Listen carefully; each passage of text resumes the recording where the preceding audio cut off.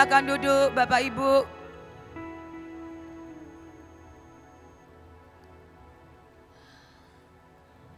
Nggak terasa sudah hari ketiga ya?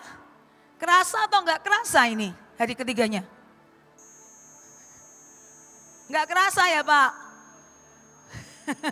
Rasanya baru kemarin katanya. Ajaib, hadirat Tuhan itu membuat kita betul-betul akhirnya lupa waktu sukanya ya. Karena sungguh indah ada di hadirat Tuhan. Saya perkenalkan nama saya, mungkin kemarin saya sudah perkenalkan ya. Nama saya Esther banyak sekali, nama saya Esther Listiawan. Saya saya di Jakarta tinggalnya. Dan saat ini saya ada satu perusahaan training consultant, jadi saya bergerak di bidang itu. Ya. Nah hari ini dengan Bapak Yono, saya akan bersama-sama nanti kita akan membahas tentang topik menabur dan menuai 30, 60, 100 kali lipat. Pilih yang mana? Siapa pilih 30? Enggak ada ya. Siapa pilih 60? Lumayan loh 60. Siapa pilih 100? Ya, semua pilih 100 ya, menuai 100 kali lipat. Semuanya mau menaburnya? Menaburnya amin ya. Oke, mari kita lihat apa sih sebetulnya menabur dan menuai 30, 60 dan 100 kali lipat. Kita lihat dahulu apa janji Tuhan kepada anak-anaknya. Jangan dibuka dulu ya, biar di sini dulu aja. Bapak Ibu, ada satu ayat firman Tuhan. Di Yohanes 10 ayat 10b, ini ayat hafalan harusnya. Yang bisa menyebutkan, jangan buka handphone ya. Yang bisa menyebutkan ada hadiah ya panitia. Masih ada hadiah enggak? Ada ya, ada. Cepetan. Ya dibuka. Aduh maaf ya, maaf. Ya enggak jadi dapat hadiah ya. Kita baca sama-sama aja. 3, lalu ditutup lagi. Ya udah dibuka aja, udah terlanjur. Oke yuk, kita baca sama-sama. Aku datang supaya mereka mempunyai hidup dan mempunyainya dalam kelimpahan. Amin. Janji Tuhan ya dan amin. Yes, janji Tuhan ya dan amin. Tidak ada janji Tuhan yang tidak ya dan amin. Pertanyaannya, semua yang ada di sini sudah ada dalam taraf kelimpahan belum? Belum, kok banyak yang belum. Lah kan udah ada janji Tuhannya. Jadi bohong dong ini. Bohong. Nah gimana ya? Firman Tuhan itu ditulis tuh nggak pernah, Tuhan itu kan nggak pernah iseng ya kalau tulis firman ya. Iseng enggak. Semua yang dituliskan oleh firman Tuhan, semua yang dituliskan adalah ya dan amin. Masalahnya kenapa ya kok nggak terjadi di hidup kita? Nah itu yang kita perlu cari tahu nih Bapak Ibu. Kalau ini tidak ya dan amin, ini dihapus ini harusnya. Gitu kan? Mari kita lihat sebetulnya kenapa kok ini seringkali tidak terjadi dalam hidup kita. Berarti kita harus cari kunci untuk membuka. Supaya kelimpahan itu, pintu kelimpahan itu terbuka di hidup kita. Betul nggak? Jadi ini kalau ada kelimpahan, pintunya ketutup. Kita perlu kuncinya. Gimana bukanya? Kuncinya ini seperti apa? Saya ajak lihat next slide. Amsal 11 ayat 24 sampai dengan 25. Ada yang menyebar harta tetapi bertambah kaya. Aneh ya? Nyebar harta tambah kaya. Ada yang menghemat secara luar biasa. Namun selalu kekurangan. Aneh banget ya? Siapa banyak memberi berkat, diberi kelimpahan. Siapa memberi minum, ia sendiri akan diberi minum. Coba perhatikan kata-kata diberi kelimpahan. Ada kata kelimpahan lagi. Tadi kita ketemu kelimpahan, ini ketemu lagi kelimpahan. Dibilang di situ orang yang diberi kelimpahan adalah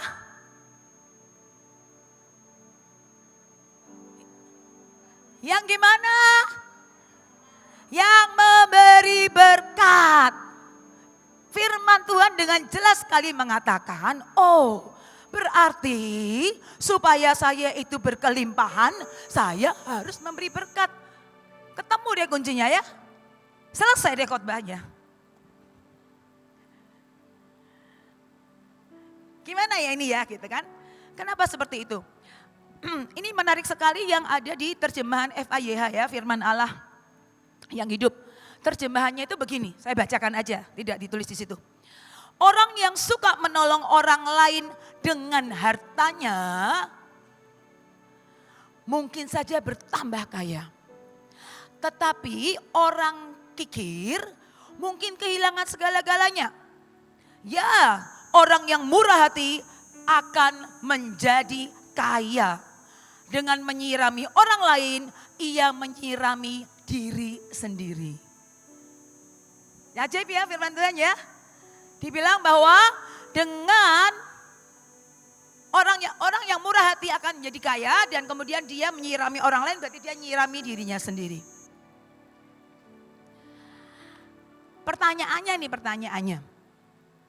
Tadi kan cari kunci buka pintu atau gerbang kelimpahan. Ternyata kita ketemu nih jawabannya di sini nih. Nah, apakah kita sudah pakai kunci ini belum? Atau ya, kita itu punya mental gratisan. Kalau gratis, wih seneng. Loh kalau gratis dari luar ya, di luar anak-anak Tuhan, di luar persekutuan, di luar gereja, ya udahlah ambillah itu ya, jarah aja kekayaan orang-orang fasik. Tapi kalau untuk pelayanan, mental kita mental gratisan, kita berarti bertolak belakang nih dengan firman ini. Bapak Ibu retret ada yang disuruh bayar enggak? Ada yang disuruh bayar? Ada? Enggak ada ya? Enggak ada ya? Oke. Bapak Ibu pernah ngitung enggak? Untuk saya ikut retret 3 atau 4 hari, makan 3 kali sehari, ada snack, ada minum, ada penginapan, beberapa menginap di hotel, ada kue profetik, ada ruangan ber-AC. Pernah ngitung enggak? Berarti kira-kira saya selama retret itu menghabiskan biaya berapa? Pernah ngitung enggak? Satu ya, pernah ngitung enggak? Yang kedua, pernah mikir enggak? Siapa yang bayar ya? Pernah mikir enggak siapa yang bayar? Setiap kali Bapak Ibu ya mau tidur, aduh kasurnya gak enak banget. Ngucap syukur atau ngeluh, aduh capek banget deh, gak enak banget kasurnya. Aduh dari tadi duduknya gak ada sandaran, aduh semuanya aduh makanan gak enak, aduh makanan telat. Pernah mikir gak? Ada orang-orang yang meletakkan korban untuk membiayai. Salah satu yang meletakkan korban untuk membiayai retret paling banyak adalah Ibu Iin. Kita yang ini yang nikmatin ini pernah mikir gak? Atau komplain aja, aduh makan antri banget ini gimana sih panitia harusnya kan diatur begini. Terus kita mendadak menjadi orang yang pintar banget ngatur. Ada yang begitu? Enggak ya, saya percaya tidak. Tapi paling tidak, setiap kali kita terima sesuatu, kita terima dengan ucapan syukur. Dan kita doakan enggak, Tuhan ada orang-orang yang sudah meletakkan korban untuk aku bisa duduk di sini. Menerima semua berkat ilahi, berkat jasmani. Aku mendoakan mereka, berkati mereka. Atau di sini marah terus, komplain terus, liftnya lama, aduh gak ada lift, capek banget lantai 5. Kalau kita seperti itu, nanti kita menjadi orang-orang yang dibilang yang tadi loh. Dan tiba-tiba kita menjadi orang yang kekurangan. Nah, ini sebetulnya ketika kita itu ya, ketika kita mulai belajar untuk setiap kali kita menerima sesuatu kita hargain. Kita akan terus dibawa untuk kita ngerti hatinya Tuhan. Atau kita sukanya gitu, ada kan ya, saya itu mengamati ya, saya mengamati, tapi itu bukan pasukan Tuhan yang ada di sini. Ya. Saya mengamati ada orang-orang yang kalau dia harus keluar sesuatu ya, dia akan mencoba untuk mencari alasan, cari jalan. Misalkan harusnya jalannya ini nih. Kalau ke sini ketemu nih, gue harus bayar, belok, ya belok. Atau kita katakan, kesempatan ini saya memberi berkat, karena itu akan membuat saya jadi kaya. Nah, hari ini kenapa kok kerinduan saya begini ya Bapak Ibu ya. Kita ada di tempat ini, kerinduan saya adalah hari ini juga kita ngalamin terobosan di dalam ekonomi kita. Kita ngalamin kelimpahan itu. Yang firman Tuhan katakan itu enggak hanya kita baca dan seakan-akan di awan-awan. Tapi itu real. Jadi daging di hidup kita. Itu yang kita harus kejar. Dan kita cari nih rahasianya apa, kuncinya apa. Cari dan kejar. Sehingga semua hal yang menghalangi habiskan. Ini loh sebetulnya yang seringkali menghalangi ya. Ada satu roh kemiskinan yang melanda anak-anak Tuhan. Mental miskin, roh kemiskinan, next slide. Mental miskin, roh kemiskinan itu sering banget menyerang anak-anak Tuhan. Banyak orang berpikir gini, ya kalau orang miskin memang mental miskin. Belum tentu. Banyak orang kaya tapi mental miskin. Banyak orang yang duitnya segudang seabrek-abrek. Tapi roh kemiskinannya kenceng banget. Semua dihitung. Pernah ketemu yang begitu?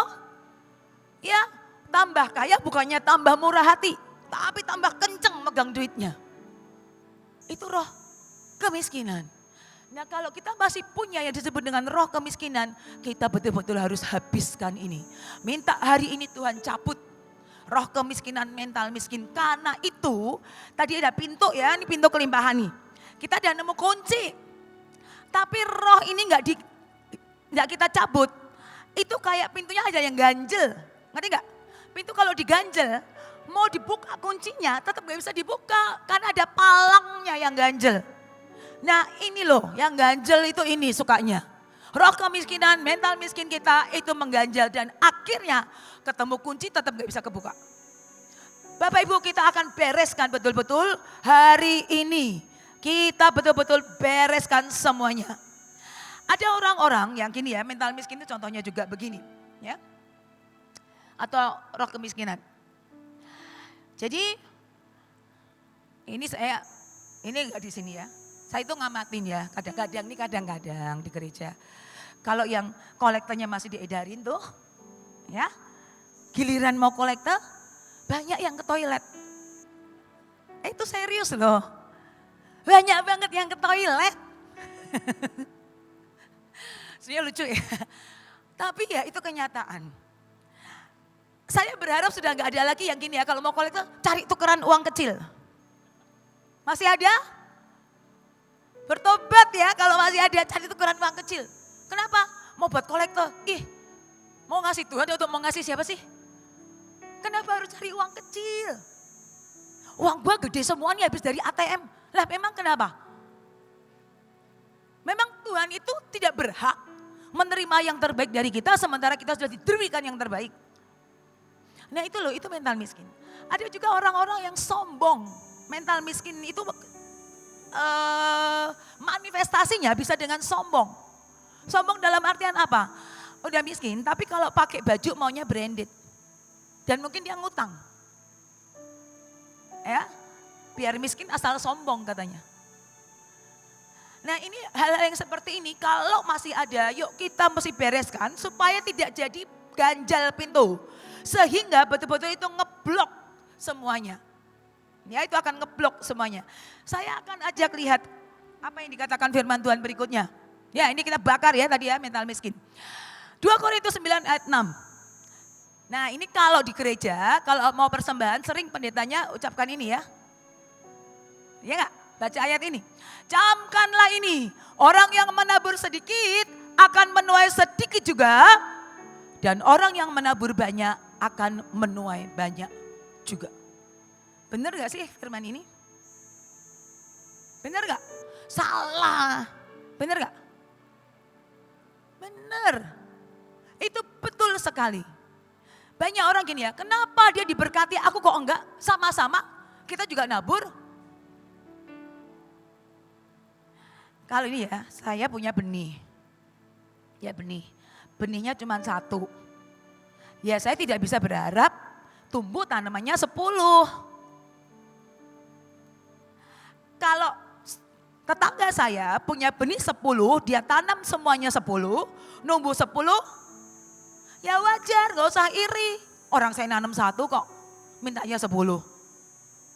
Makanya firman Tuhan bilang camkan ini. Kalau kita mau menabur, kalau kita mau menuai dengan banyak, berarti kita juga harus menabur dengan banyak. Banyak sekali kesaksian anak-anak Tuhan tentang bagaimana mereka bertobat dari mental miskin dan roh kemiskinan. Banyak sekali. Saya perhatikan ada orang-orang nih ya, di pasukan yang tadinya nih, ya begitu dia mulai belajar menabur dengan sukacita bukan terpaksa ya. Atau nabur ada hitung-hitungannya sama Tuhan.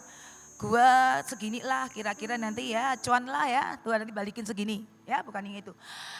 Ketika mereka mulai menabur yang tiba-tiba gak pernah dikasih bonus di perusahaan itu tiba-tiba dikasih bonus. Itu banyak sekali yang selama ini order seret banget tiba-tiba customer datang sendiri. Itu banyak sekali kesaksian-kesaksian seperti itu. Kenapa? Kuncinya dia sudah punya, buka pintunya, kebuka. Nah itu loh Bapak Ibu, kuncinya itu loh, buka dan itu akan kebuka. Ya ini sedikit sharing. Anak saya waktu masih kecil belum sekolah ya, umur 3 tahunan lah, hampir 4 tahun. Biasa ya kalau Imlek dapat angpau, ya kan, angpau dari emaknya, dari engkongnya, dari tantenya, dari omnya gitu ya, angpau banyak. Nah dia waktu kecil itu kadang-kadang gak ikut sekolah minggu tapi ikut di ibadah. Gereja kita waktu itu sedang membangun dan biasalah diumumkan ya, kita butuh segini kita menabur dan seterusnya. Waktu itu habis Imlek dan kemudian dia bilang begini waktu pulang, "Mah, angpauku kasih aja ke gereja." Yang mana? Saya tanya gitu. Semua. Hah, semua? Iya. Kenapa mau dikasih ke gereja? Kan gereja butuh duit. Beneran? Iya. Enggak mau beli mainan? Enggak, katanya. Kasih semua. Terus dia waktu kecil suka jualan stiker, jualan apa gitu. Kulakan. Dia jual. Ini jual ya. Glitter gitu, zaman dulu glitter yang gitu kan. Jual di teman-teman sekolah minggu dia jual. Ada untungnya dong. Nah untungnya juga gini, buat gereja. Saya mikir ya, kok baik banget gitu ya buat gereja, semua buat gereja. Tapi saya lihat ya, Tuhan itu memang gak pernah berhutang ya. Perjalanan hidup dia itu luar biasa. Ketika dia lulus kuliah, waktu itu pandemi, lulus S2 itu pas pandemi, 2020. Di tahun 2020 pandemi di tahun pertama itu kan perusahaan tidak ada yang siap. Banyak sekali perusahaan yang tutup. Mengurangi karyawan, tidak terima karyawan lagi. Ketika dia lulus kondisi seperti itu. Saya udah mikir aduh kondisi kayak gini ya. Tapi ajaib. Jadi memang dia kepingin kerja di bank. Dan kemudian salah satu bank swasta yang besar di Indonesia gitu ya. Dia melamar di program manajemen training, ini program MT itu adalah program yang memang anak-anak pilihan. Dan karena banyak perusahaan yang tidak terima orang, tidak terima karyawan, yang melamar di perusahaan itu 19.000 lebih. 19.000 lebih, kebayang gak sih ya, banyak banget. Dan hanya diambil 20 orang. Dan dia masuk.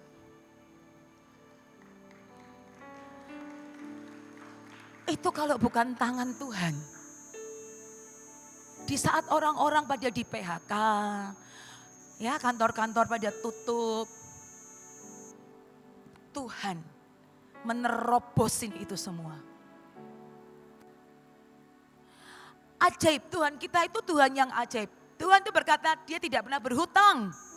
Dan betul dia tidak pernah berhutang. Nah Bapak Ibu, saya berdoa kita betul-betul mulai yuk belajar dengan apa yang dikatakan oleh firman Tuhan.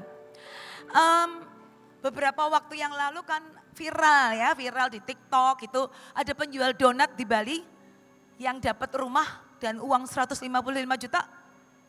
Ya kan penjual donat yang gak ngerti ceritanya saya ceritain ya karena saya juga kagum.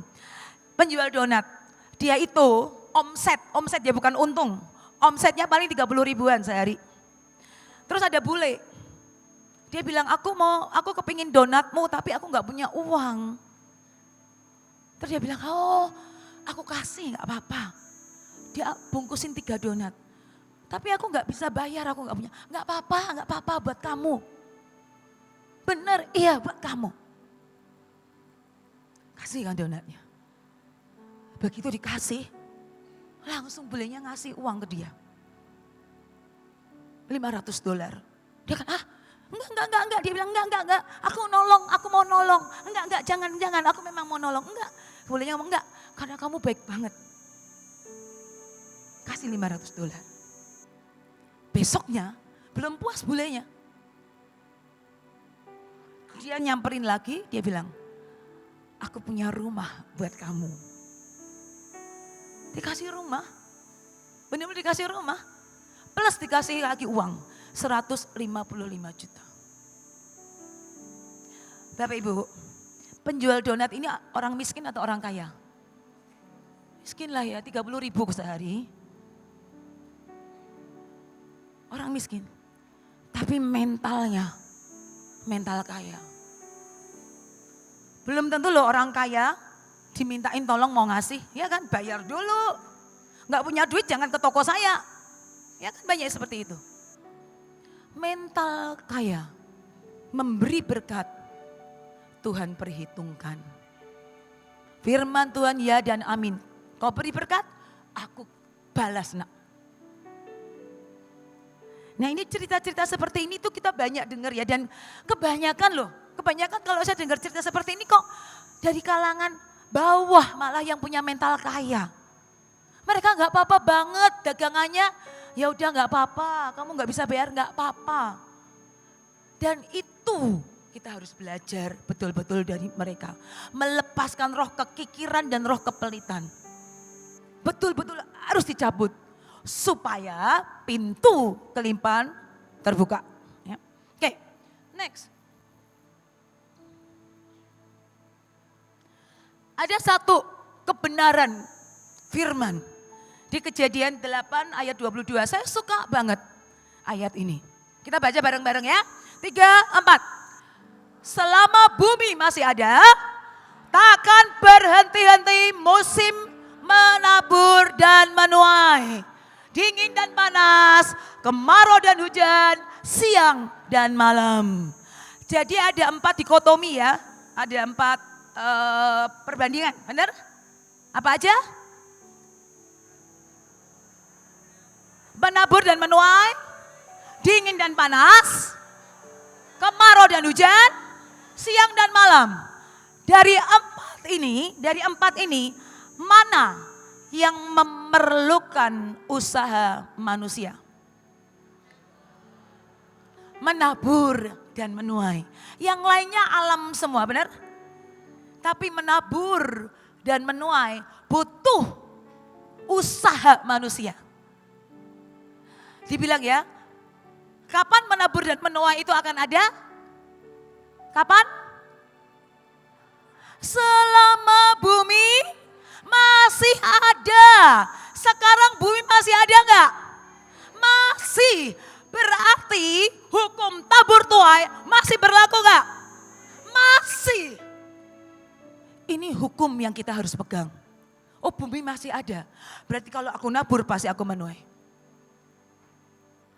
Bisa 30, bisa 60, bisa 100 kali lipat. 100 kali lipat apa sih? Maksimum. Itu maksimum. Maksimumnya seberapa ya? Enggak tahu maksimumnya Tuhan itu sama kita beda. Kalau Tuhan bilang ini belum maksimum, aku naikin lagi. Ya bebas, silakan Tuhan naikin. Maksimum. Jadi pegang firman ini. Bumi masih ada. Sehingga betul-betul ya Bapak Ibu, saya berdoa ya. Kita ini semakin hari mesti semakin belajar. Apapun yang kita hadapin, mungkin gini ya, aduh iyalah, dia mah gampang lah diberkati. Tinggal di kota, peluang banyak, peluang bisnis, peluang pekerjaan banyak. Saya tinggal di kota kecil, saya tinggal di pelosok. Peluangnya kecil banget. Pertanyaannya gini, Allahnya sama gak? Sama. Firman Tuhannya sama gak? Sama. Mau di kota besar, metropolitan, mau di pelosok, mau di pesisir, sama. Allah yang kita sembah sama, firman-Nya sama. Janji Tuhannya sama. Dan ketika kita bilang, oke Tuhan, aku sekarang bisa menabur. Harusnya itu menjadi tanda bahwa hidup kita semakin diberkati. Benar gak sih? Loh orang kadang-kadang gini ya gak ada duit terus. Jadi aku gak bisa nabur. Padahal kalau kita ingat janda miskin ya yang dipuji sama Tuhan ya. Duitnya ya itu aja. Tapi dia berikan. Dan Tuhan bilang, lihat dia. Dia memberikan lebih banyak dibanding semua orang yang ada di sini. Itu dia memberi dari kekurangan. Maksudnya apa? Yang punya ya itu aja tapi dia kasih. Sementara orang lain mungkin ngasihnya 1 M. Tapi duitnya 1 T. 1 triliun duitnya dia ngasih 1 M. Kecil. Secara persentase kecil sekali. Nominalnya besar. Tetapi janda miskin itu mungkin dia memberikan 100%. Oke? Mari kita lihat berikutnya.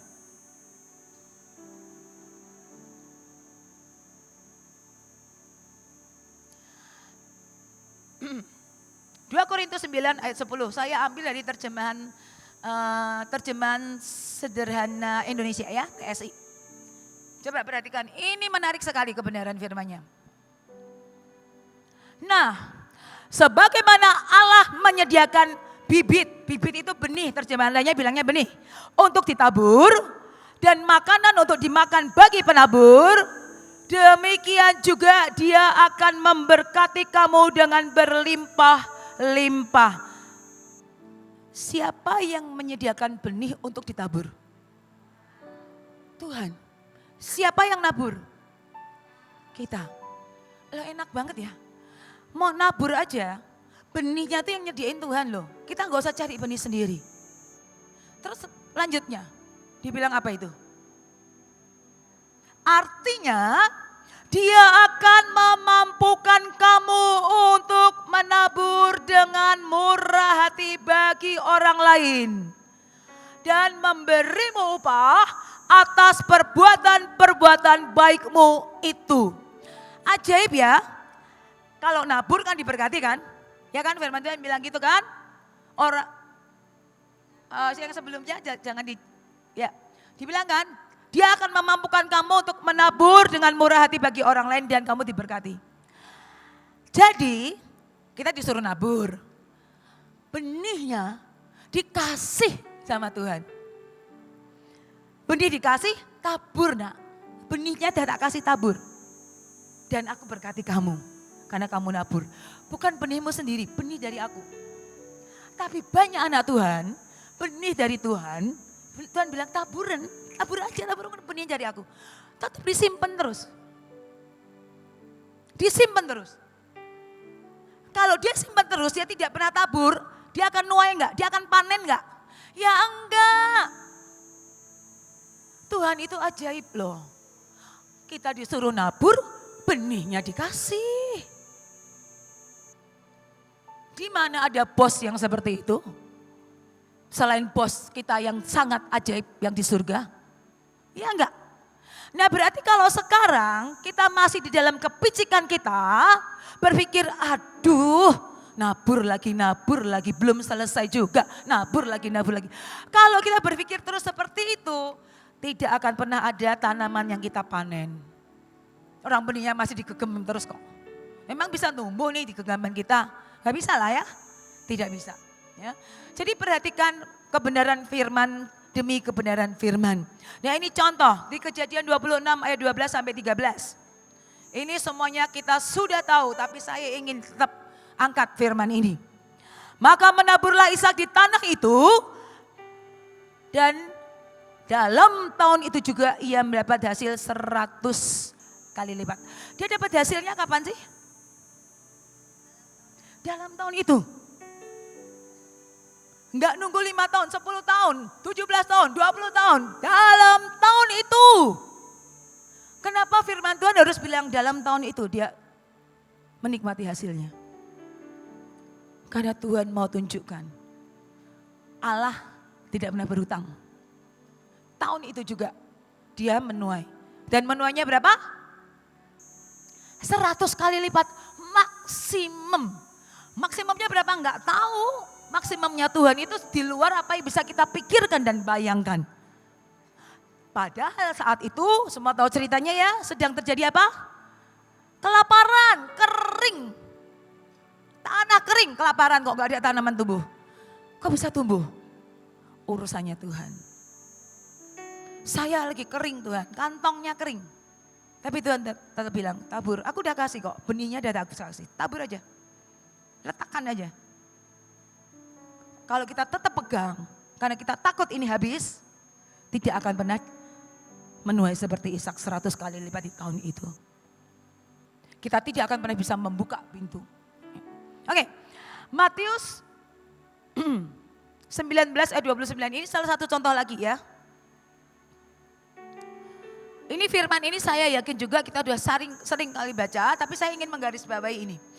Siapa yang meninggalkan rumahnya, saudaranya laki-laki, saudara perempuan, ayahnya, ibunya, istrinya, anak-anaknya, atau harta bendanya untuk mengikut aku, maka ia akan menerima 100 kali lipat dan akan mendapat hidup yang kekal. Di Markus dibilangnya begini, orang itu sekarang pada masa ini juga akan menerima 100 kali lipat.